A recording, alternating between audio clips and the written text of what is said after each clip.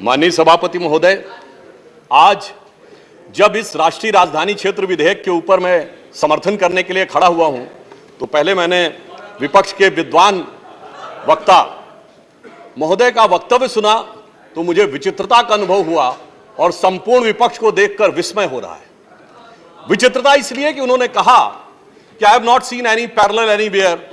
तो मैं भी कहना चाहता हूं, ये पहली बार ऐसा हो रहा है कि किसी देश की राष्ट्रीय राजधानी में उस देश की केंद्र सरकार की शक्तियां, उससे अधिक शक्तियां किसी और की होनी चाहिए।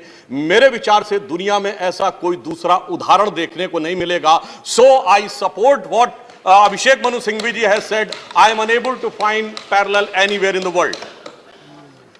दूसरा विषय जो मैंने कहा कि विस्मय का अनुभव क्यों हो रहा है, अभी देखिए उन्होंने 2 बार सुपर सीएम प्रयोग किया कॉन्स्टिट्यूशनल पद पर बैठे हुए व्यक्ति के लिए, मगर महोदय इस देश ने बगैर संवैधानिक पद पर बैठे हुए सुपर पीएम 10 साल तक देखा है।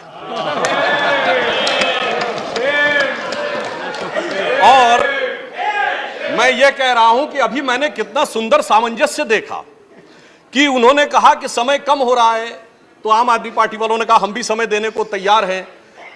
सारे विपक्ष को देख के विस्मय होता है कि कांग्रेस पार्टी, जिसका कि 3 राज्यों में स्थिति यह रही कि गुजरात में वोट हाफ कर दिया, बिल्कुल बता रहे हैं, सुनिए तो, अरे सुनिए तो, बता रहे हैं।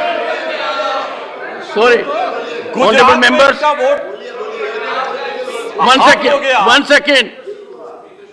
Dr. Abhishek Singhvi was heard in rapt attention. This is the decorum of the house.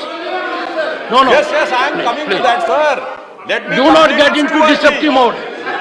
Dr. तो मैं कहना चाहता हूं कि ये लोग किस तरीके से आए हैं साथ में। अरे साहब, बहुत सारे शेर बोले तो ऑर्डिनेंस के पार्ट नहीं थे, हम भी बता रहे हैं आपको। I will have to name you. देखिए इनकी I will have to name you.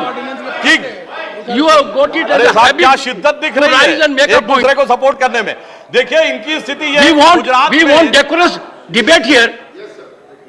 Doctor said many things, maybe digestible, maybe indigestible.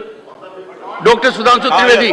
मैं सिर्फ ये कहना चाहता हूं कि गुजरात में कांग्रेस का वोट हाफ कर दिया, पंजाब में इनका स्विच ऑफ कर दिया, दिल्ली में साफ कर दिया और आपने इनको माफ कर दिया।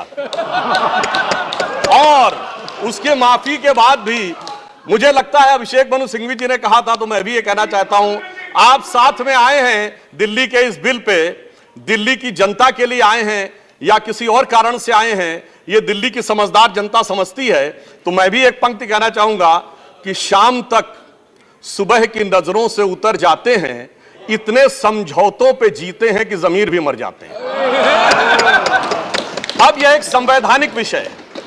संवैधानिक विषय है कि यह जिस प्रकार से संविधान में लागू होना चाहिए, परंतु उसके साथ राजनीतिक टीका टिप्पणी की जा रही है, तो एक सैद्धांतिक विषय भी आता है। तो मैं संवैधानिक और सैद्धांतिक दोनों विषयों का जवाब दूंगा। I will reply both the constitutional and conceptual aspect. देखिए, माननीय गृह मंत्री जी ने लोकसभा में बहुत स्पष्ट किया था कि दिल्ली पूर्ण राज्य नहीं है, यह एक विशेष श्रेणी का यूनियन टेरिटरी है, यानी विशेष श्रेणी का संघ शासित राज्य है। वैसे मुझे लगता है संघ शब्द आते ही बेचैनी ज्यादा हो सकती है दूसरी तरफ, और संघ शासित से बेचैनी और हो सकती है, इसलिए मैं यूनियन टेरिटरी वर्ड प्रयोग करूंगा। It is a special category of union territory. और वैसे भी आजकल अंग्रेजी के प्रति मोह बहुत ज्यादा है, क्योंकि अपने गठबंधनों का भी नाम अंग्रेजी में ही ज्यादा रखा जा रहा है। संविधान में जो भाग 8 में उल्लिखित, वैसे तो जब मैंने टीवी चर्चा के दौरान कई बार विपक्ष के लोगों से INDIA का हिंदी फुल फॉर्म पूछा, तो पहले दिन तो लोग गूगल देख के भी नहीं बता पाए। खैर, अब मैं कहना चाहता हूं कि संविधान के भाग 8 में उल्लिखित प्रावधानों के अनुसार,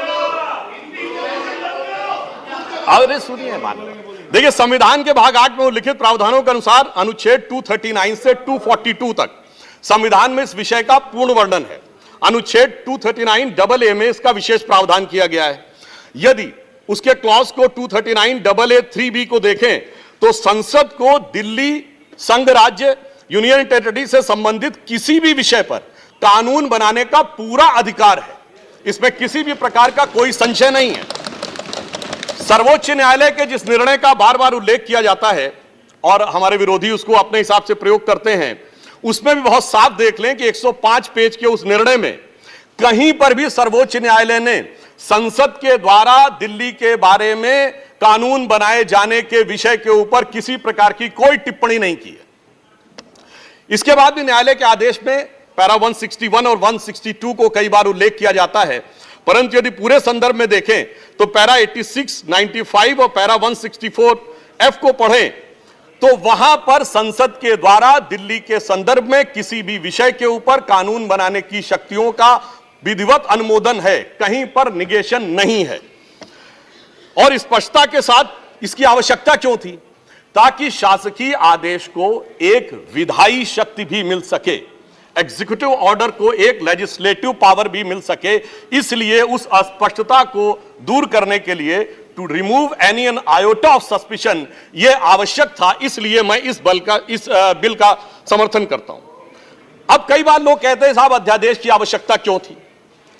वैसे तो माननीय गृह मंत्री जी ने भी इस विषय को लोकसभा में बताया था। अभिषेक मनु सिंघवी जी ने कहा कि 19 तारीख को अध्यादेश क्यों आया।